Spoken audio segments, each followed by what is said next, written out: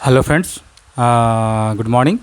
And in this tutorial series of Stat Pro from becoming expert from beginner, I welcome you again.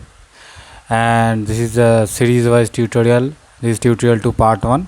From this tutorial onwards, I will be giving details of each and every button Stat have. This will help you modeling and analyzing any structure instead. So without wasting time, let's start. Friends, actually these are all HD quality video, so during uploading I have to cut it. I am not able to upload the full videos, so I have cut it in small 5 minutes videos. So you have to follow each and every video, otherwise you will not be able to understand the full functionality. So without wasting time, let's start.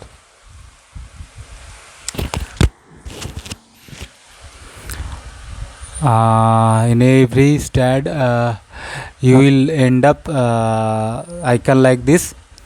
You see in this icon, if you want to go to stat, so you have to double click on this icon.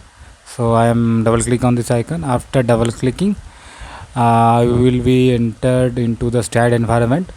This is select switch 4 V8i version.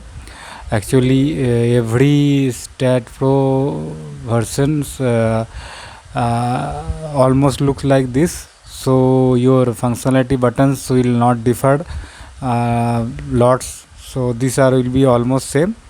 So don't worry, whatever the version you download, these buttons will remain same. So first of all, when you end up in this buttons, you will see project taskbars are there, recent files are there, help topics are there, license configuration there, stat news are there. These all things, these all taskbars have different functionality. I will explain each one by one. First of all, whenever you want to create a new model, you have to go to project task and you have to click on the new project button. So let's click on the new project button. After clicking on the new project button, you will end up a pop-up window like this. In this pop-up window, you will have lots of options like space, plane. This is your space option. This is your floor of plane option. This is your floor option, and this is your truss option. If you click on any of those buttons, you will be getting a brief specification regarding this.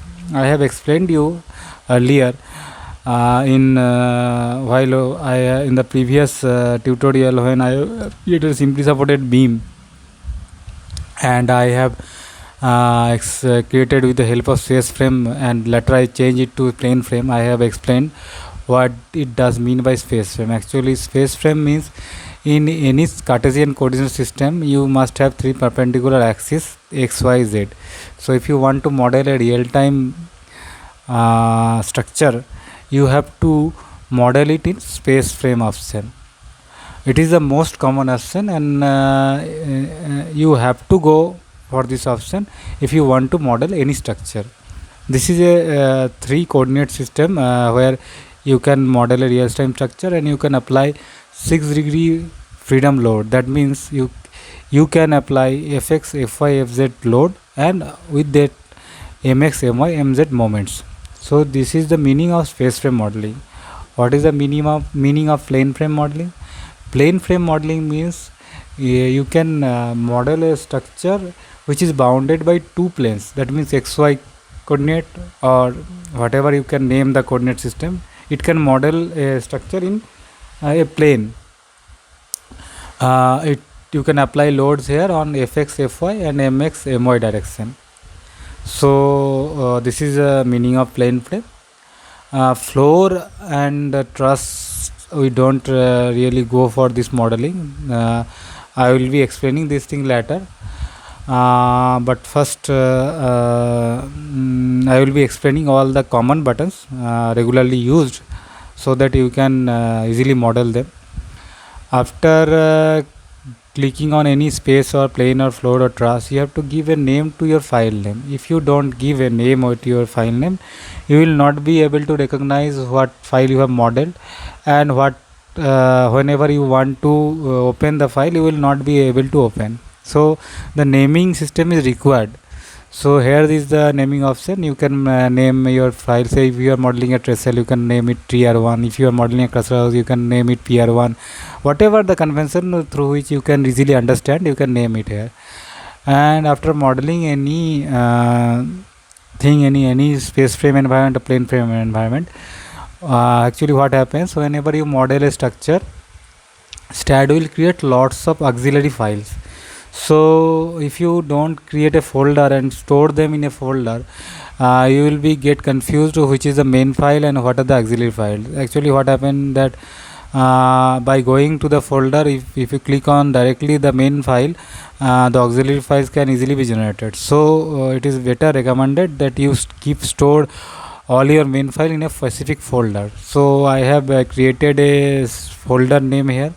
You can also choose any folder by left clicking on this browse button.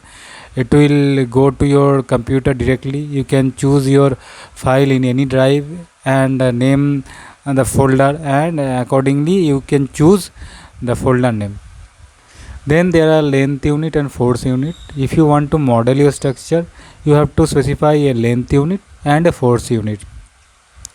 If you do not specify length unit, you cannot model the structure. So it is required, whatever the unit, it may be FPS unit, it may be meter, inch or centimeter, you have to specify the unit system, and you have to specify the force applying system. That means you want to give the structure in kilonewton force, you have to apply load in kilonewton or metric ton or kilopound, whatever the unit you want to use to applying load in a structure, you have to choose that unit. Okay friends, I will be explaining the latter parts in the next tutorial. Thank you again.